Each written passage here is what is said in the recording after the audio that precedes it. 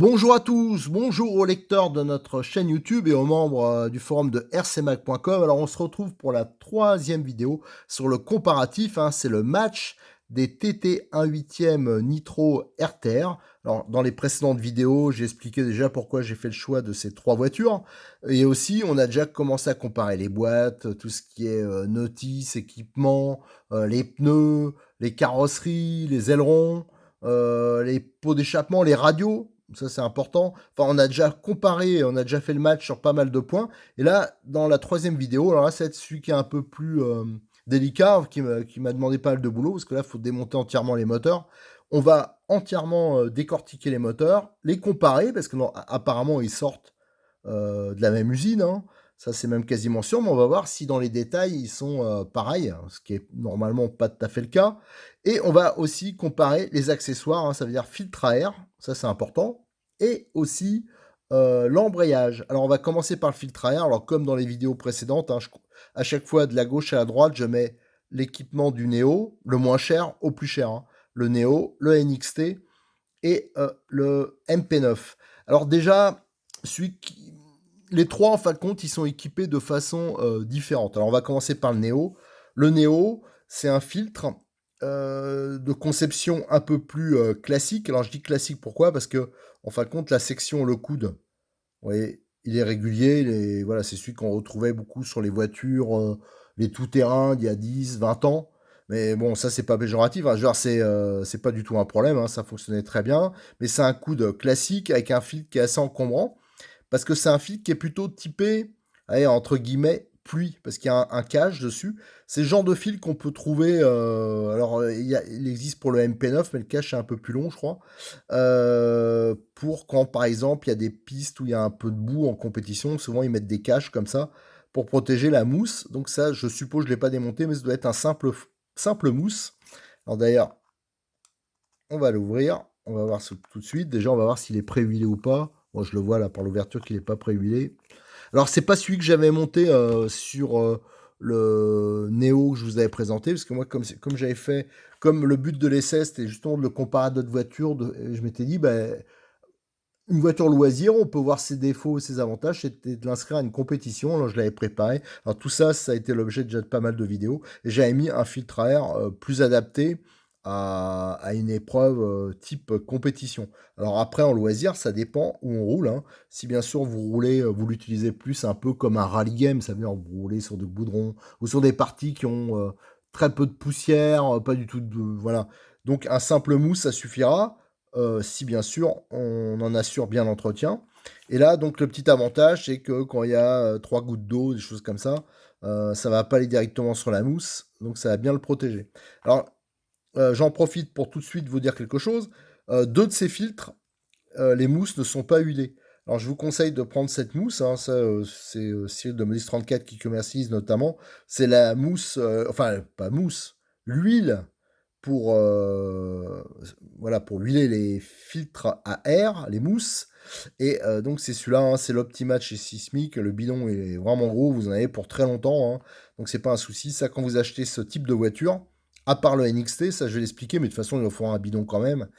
C'est vraiment indispensable, faut pas l'oublier, parce que si vous roulez directement, alors ça, et malheureusement il y en a beaucoup qui font ça, ils montent le filtre à air et ils roulent avec la mousse comme ça. La poussière va rapidement passer et vous allez rapidement détruire votre moteur, hein. Cette mousse, il faudra bien penser à bien la lubrifier, hein, que ça rentre partout. Après, avec du sopalin, alors ça, j'ai déjà expliqué sur des vidéos, on enlève le surplus. Moi, ce que je fais avec ce type de filtre-là, c'est que j'ai tendance à mettre un peu de graisse, là, ici et là, pour assurer une très bonne étanchéité aux extrémités.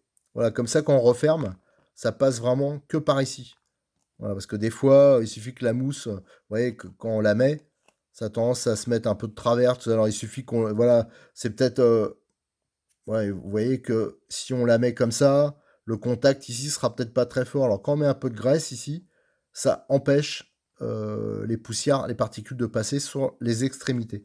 Alors donc avec ce simple mousse, il faudra bien faire attention euh, de bien surveiller l'état de la mousse et aussi d'en avoir toujours quelques-unes d'avance. Voilà, et on peut voir donc la section est ronde. Alors pourquoi je parlais de la section ronde? Parce que les filtres actuels, je pense, c'est pour tenir moins de surface hein, en hauteur, hein, parce que si on regarde, alors peut-être pas avec celui-là, s'il est un peu plus haut quand même. Vous voyez, il y a 3-4 mm de plus en hauteur. Il est quand même un peu plus encombrant sous une carrosserie. Mais vous voyez, ils ont donc fait des filtres avec une section ovale. Alors c'est valable hein, pour les deux, hein, pour celui du Neo et le MP9. Le MP9, je monte celui-là parce que c'est un peu plus flagrant. Et vous voyez, la section est ovale, ce qui permet voilà, d'avoir un filtre qui est un peu plus plat. Voilà, donc ça, c'est pour gagner de la place, je pense, surtout au niveau encombrement. Peut-être aussi de la surface de filtration. Voilà, donc tandis que celui-là, c'est rond. Alors, le deuxième, alors là, j'ai pas la mousse à vous montrer parce que la caractéristique, celui-là, j'avais déjà monté. Vous voyez, j'avais mis le collier. Alors, je l'ai collé. Alors, souvent, eux, ils disent de juste l'emboîter, de mettre un collier. Moi, personnellement, je mets de la colle en plus. Voilà, comme ça, c'est sûr qu'il risque que rien ne va passer, rien va déboîter. Et j'ai mis un collier, alors pas celui qui est livré avec, un collier un peu plus balèze. Et là, il n'y a pas la mousse parce que ben là, je ne l'ai pas retrouvée juste avant. Mais elle est livrée, ça c'est un petit plus du NXT, c'est livré déjà huilé. Voilà, les mousses. Il y aura juste à passer un peu dans du papier sopin pour enlever l'excédent.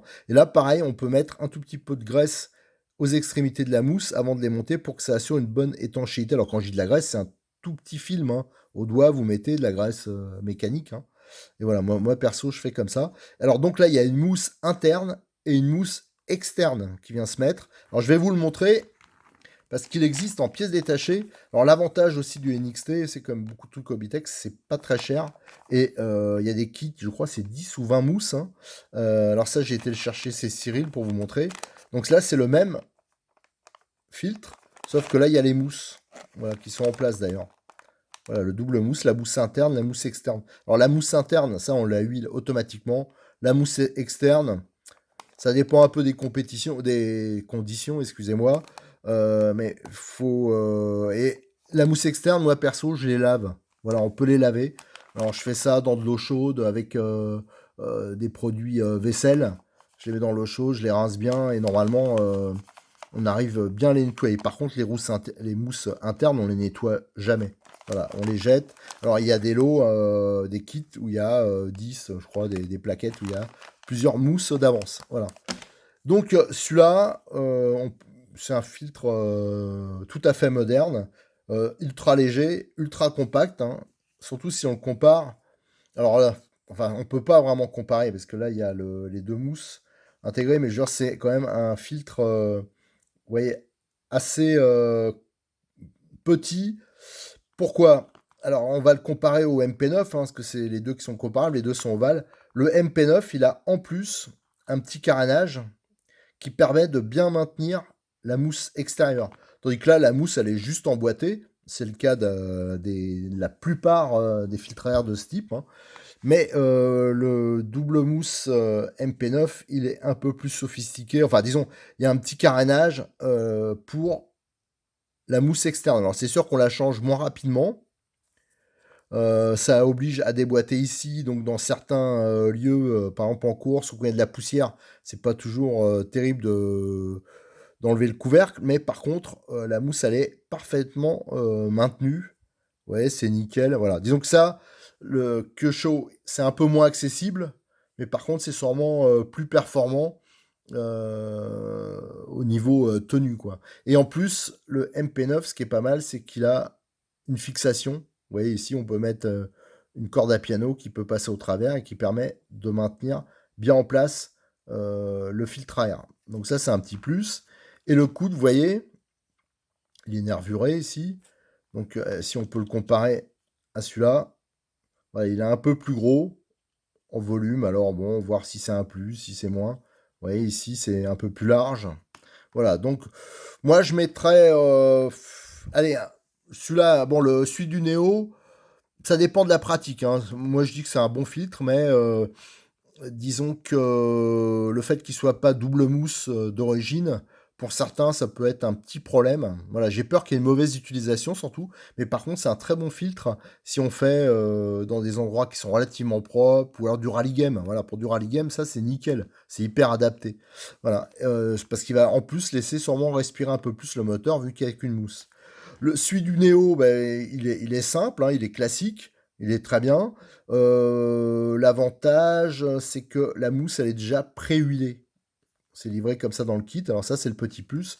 Par contre, faut bien avouer que si on devait choisir un filtre pour de la compétition, entre guillemets, ah ben, c'est vrai que j'aurais peut-être plus tendance à prendre le Kyosho, déjà pour son histoire de fixation, et le fait que la mousse, là, voilà, il y a les panneaux qui sont un peu plus... Alors c'est plus encombrant peut-être un peu, mais la double mousse est quand même mieux maintenue. Allez, ouais, je vais donner en premier donc le MP9, en second mais très proche, très très proche, le NXT, surtout que lui, il y a la mousse qui est déjà huilée, et après je mettrai donc le Neo. Alors, après les filtres à air, on va parler des embrayages. Alors les embrayages, là vous allez voir qu'il y a en fin de compte trois techniques différentes, hein, trois solutions différentes qu'ils ont appliquées. Alors pour rappel, hein, en compétition, ce qu'on trouve souvent, c'est des 3 points alu. Alors d'ailleurs, le MP9, qui est la voiture la plus typée, entre guillemets, course, hein, c'est un 3 points alu d'origine. Alors c'est pas les maslots qu'on retrouve sur les versions compétition, mais je pense que les autres doivent monter, hein. Il y a tout un choix chez Kyosho au niveau maslot, au niveau ressort. Il y a des 0,9, des 1, des 1,1. Alors bien sûr, en jouant sur les ressorts, on joue sur l'embrayage, hein, sa progressivité ou sa violence, hein, si voilà, ça va accrocher plus ou moins sec. Donc ça va jouer beaucoup sur le pilotage. Alors sur le MP9, là, j'ai continué sur celui du Kyosho, hein. Ce qui est pas mal, alors c'est une cloche tout à fait classique, hein, sauf qu'elle est du type Certi. Donc c'est pas une cloche monobloc. Donc ça peut arriver sur certains modèles que ça puisse se dessertir. Bon, à voir. J'ai pas eu de retour, mais c'est vrai que ça peut arriver. J'ai déjà vu hein, ça, mais il y a beaucoup de marques loisirs qui proposent sur leur voiture loisir, du moins, des cloches Certis. Ça coûte moins cher à produire, sûrement, que les cloches tout métal usiné, enfin en une pièce. Et là, on retrouve les fameux roulements d'embrayage Kyosho qui ont une très bonne réputation, hein. Ils sont très endurants. Voilà, donc l'embrayage Kyosho qui est assez classique. Alors, l'avantage, c'est que d'origine comme ça, il est sûrement très performant. Petit désavantage, c'est que tout, bien sûr, les maslots, tout ça, sont un peu, entre guillemets, hors de prix. C'est assez cher, hein, l'entretien. Mais par contre, d'origine, c'est du bon matos. Après, on a celui du Néo. Alors là, en le regardant comme ça, on dit, tiens, mais il a déjà été utilisé. Ouais, c'est normal, hein, c'est celui de mon Néo. Comme j'avais pas de pièces neuves à vous montrer pour celui-là au niveau de l'embrayage, et que j'avais un petit article que je préparais d'ailleurs sur le Néo, hein, sur sa préparation, un bilan 15 litres. Là, on a une cloche qui est du même type, je pense. Ouais, on voit ici qu'elle est sertie. Moi, vous voyez, elle a 15 litres, elle a parfaitement résisté. Là, je n'ai même pas nettoyé les pièces, hein. C'est donc un 2 points. Et vous avez pareil, les ressorts, c'est des ressorts, je pense qu'on peut monter d'autres ressorts de la marque. Donc, comme j'ai dit pour le MP9, du 0,9, du 1, du 1,1. Et là, vous voyez les maslots alu. Alors, bien sûr, il y a une certaine usure, hein, il faut enlever la bavure, mais elles ont quand même bien résisté. Et avec le 2 points, moi, je trouvais qu'au niveau pilotage, c'était bien progressif. Donc pour le Néo, je trouve que l'embrayage du Néo, il est bien adapté au loisir. Et en plus, il y a les fameux roulements Kyosho, hein. J'avais peur qu'ils mettent des roulements à la noix, comme c'était une version loisir. Mais en fin de compte, non. Apparemment, c'est les mêmes que sur les voitures de compétition. Donc un bon point, parce que quand même faire 15 litres avec des roulements, quand je vois en compétition, souvent, ils n'arrêtent pas de les changer, les roulements, pour être sûr, hein. Et donc là, déroulement de qualité, et ça compte. Donc c'est pas la même technologie exactement, voilà, c'est un 2 points et d'être un 3 points, mais ça reste un très bon embrayage et bien adapté au Néo. Et après, on a la version 3 points de Logitech. Alors là, par contre, on peut pas trop jouer sur les ressorts, bien qu'il y a peut-être, ça faudrait regarder, dans les options, j'ai pas trop fait gaffe, mais c'est moins connu du moins, il y a peut-être un kit complet avec, 3 jeux de ressorts, ça c'est possible. Ça je peux pas vous le garantir, je connais moins. Mais par contre, vous avez le volant donc qui est tout à fait classique. Par contre, la cloche, vous voyez les moins. Alors, par contre, elle est monobloc. Voilà, donc c'est une cloche qui fait un peu simpliste à voir comme ça, à ce niveau, parce qu'il n'y a pas le décrochement. Mais je crois que c'est juste un problème de look en fin de compte. Mais l'avantage, c'est qu'elle est monobloc. Donc c'est vrai qu'elle devrait être, non, logiquement, un peu plus solide que les Kyosho. Et avec les maslots carbone, bon, ça c'est bien connu, hein, le phénomène. Genre, c'est que c'est un peu plus progressif. D'ailleurs, je précise que ça soit sur le 2 points ou le 3 points, Kyosho commercialise des maslots carbone. Donc ça veut dire qu'on peut, si on veut un embrayage encore plus doux, que ce soit sur le MP9 ou le Neo, on peut mettre des maslots carbone. Alors tout ça, je vous donnerai sur l'article sur RCMag, je vous mettrai les références, les photos, tout ça, ça sera bien présenté. Après, pour le reste, hein, que ça soit, on peut voir, hein, il y a des pièces qui sont communes, hein, c'est normal, entre le MP9 et le Neo, au niveau de l'écrou d'embrayage.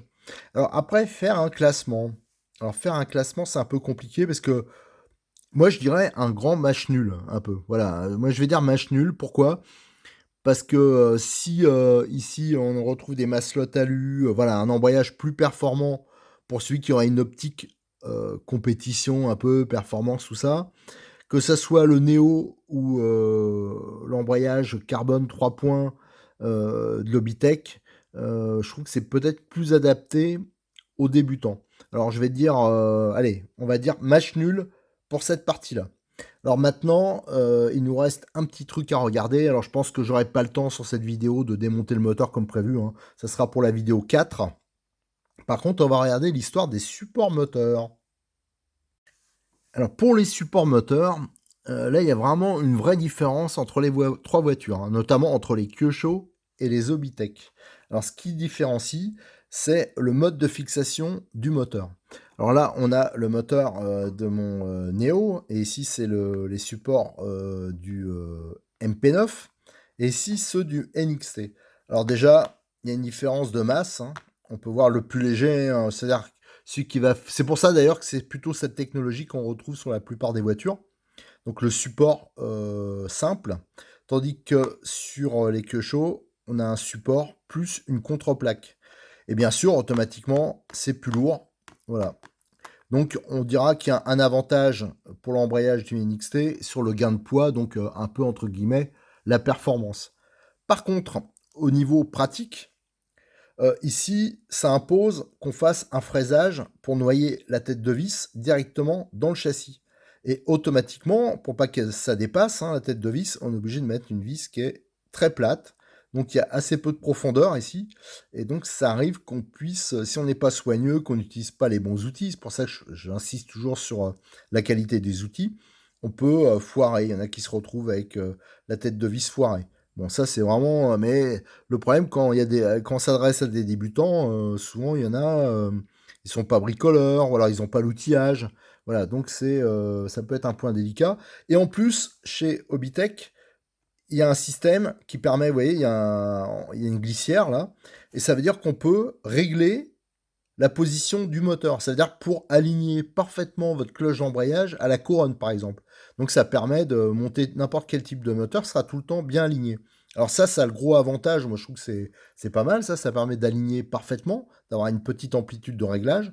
Par contre, ça impose d'être particulièrement soigneux, notamment si on démonte plusieurs fois le moteur comme ça, du son support, de changer régulièrement les knee-stop, hein, parce que c'est des knee-stop qu'on rentre dans la glissière, et bien sûr d'aligner parfaitement les deux côtés. Il ne faut pas qu'il y ait un décollage entre le support droit et le support gauche. Donc ça c'est important, donc ça impose quand même d'être un minimum attentif. Et comme il y a une glissière qui a un trou ici, le support moteur il participe énormément à la dissipation de la chaleur du moteur. Ça veut dire que ça le dissipe vers le châssis. C'est pour ça que souvent les voitures, elles ont un châssis qui est vraiment très chaud quand ça dissipe bien. Et si on n'a pas ça, si on n'a pas une bonne dissipation, ben le moteur il va avoir tendance un peu à surchauffer. Donc là, bien sûr qu'on a une glissière, les points de contact avec le bloc moteur, sont bien sûr beaucoup moindres que quand on a une partie qui est ici, un contact qui est plein. Voilà. Donc voilà, les avantages, c'est le poids. Par contre, des avantages, c'est on ne peut pas mettre des vis bien épaisses ici. Et avec le système de glissière, on perd en dissipation. Alors là, sur le moteur du Neo, on le voit bien, hein. Un des avantages de ce système, déjà, c'est que j'ai pu démonter pour régler, j'ai pas à dérégler voilà, l'entredent. J'ai démonté directement par les vis qui maintiennent les plaques moteurs. Et comme ça, mon réglage d'entredent reste nickel. J'ai pas à le refaire. Alors ça, c'est un des avantages. Et l'autre avantage, comme il y a une contreplaque, ça permet de noyer les têtes de vis dans l'épaisseur du châssis, mais sur la totalité.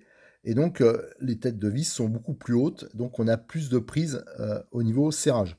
Alors, pour ceux qui n'ont pas compris, ma petite explication, hop, je fais un peu de place. Ici, vous avez un châssis. Alors, c'est pas le châssis du Neo, hein, mais de son ancêtre. Non, c'est peut-être même un MP... Si, c'est un MP75, ça, voilà. Et donc, on peut voir ici, mais d'origine, hein, un réel, celui de l'époque. Et là, vous voyez bien donc la fixation des contreplaques. Et ici, les trous, voilà, qui sont... c'est complètement ouvert. Et donc là, ça permet de noyer la tête de vis complètement dans l'épaisseur du châssis. Alors ça, c'est pas mal. Par contre, sur les voitures, alors là, je vais vous montrer le NXT avec le moteur démonté. Hop, hop, hop, hop. On voit ici donc, vous avez les trous, hein, les oblongs pour régler l'entredent. D'ailleurs, je le rappelle, hein, quand j'avais démonté le moteur, ici, c'est pour ça que j'aime bien redémonter. C'est pour ça que les RTR, faut pas croire, mais on peut améliorer énormément de choses par rapport à l'origine. Regardez, ça c'est un point de détail, mais il y avait du frein-filet. Ils avaient monté ça au frein-filet. Et au lieu de mettre le frein-filet, alors comme tout le monde, la plupart font comme ça, hein, directement sur le filetage, euh, sur le support, ils l'ont mis sur la vis et en serrant, bien sûr, ça s'est répandu partout. Voilà, c'est pour ça qu'on voit ici des traces. Mais si je retourne, allez, on va retourner tout ça. Hop, hop, hop. On peut voir que là, c'est pas un trou complet, hein, comme sur les queues mais juste un fraisage. Et donc, comme le châssis est pas extrêmement épais, ben voilà, on est obligé de noyer la vis. Et pour pas qu'elle dépasse, ben, on est obligé de mettre des vis qui sont assez peu épaisses. Donc c'est pour ça que bon, ça c'est vrai que c'est le système qui est le plus adopté en tout terrain, hein, mais c'est pas celui que moi je préfère. Donc je mettrais sur ce point-là un petit point, mais là c'est vraiment un avis très personnel, hein, parce que il y en a qui préfèrent l'autre système, hein, et le gain de poids c'est vraiment important en tout terrain. Mais au niveau pratique, moi j'ai eu souvent des queues alors c'est vrai que je suis habitué à l'autre système, donc je préfère, hop, je préfère ce montage-là. Allez, un petit point pour les deux queues au niveau des supports moteurs. Voilà pour cette troisième vidéo. On a fini parce que je voudrais... déjà, je veux pas faire trop long. Et le moteur, je pense que ça va prendre une vidéo entière. Donc, je préfère vous donner rendez-vous pour la vidéo 4 que je vais filmer tout de suite. Comme ça, je vous passerai les deux vidéos à la suite, hein, 2 jours de suite. Allez, je vous remercie.